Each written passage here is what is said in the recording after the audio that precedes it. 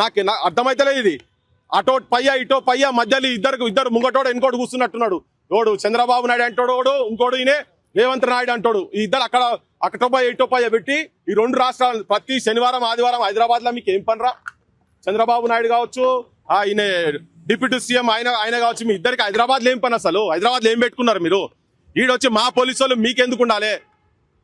ఎవడో తలకాయ తిరిగినోడు ఎవడని ఉండేది ఉంటే బిడ్డ మీరు ఉన్న జాగాలు ఉండారు, అటే బీక్తారు. ఇది మీరు తెలంగాణ ప్రజలకు కూడా ఏం చెప్తున్నా అంటే ఇది చాలా చిన్న అంశం కాదు, ఇది చాలా సున్నితమైన అంశం. అంటే బరి తగ్గించి ఇక్కడ మన బిడ్డను, తెలంగాణ బిడ్డను, తెలంగాణలో ప్రజల గురించి పనిచేస్తున్నటువంటి వాళ్ళను చిన్న చిన్న యూట్యూబర్స్ అనుకుంటున్నారు మీరు. చిలికి గాలివాన్ అవుతుంది, కందిరి తేనె తెట్టను కొడుతున్నారు మీరు.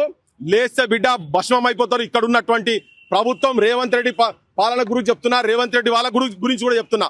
హోమ్ మినిస్టర్ గా ఉండి, నువ్వు ముఖ్యమంత్రిగా ఉండి ఇక్కడ జర్నలిస్టుల హక్కులనే కాపాడలేని దుస్థితిలో ఈ తెలంగాణ ప్రభుత్వాన్ని ప్రజలు కూడా నిర్వీర్యమైపోయి ఇటువంటి మాట్లాడేటోళ్లను కాపాడుకోలేకపోతే, వీళ్ళ తరఫున మనము వాయిస్ ఆఫ్ వాయిస్లెస్ గా ఉండలేకపోతే చాలా ఇబ్బందుల పాలైతే తెలంగాణ.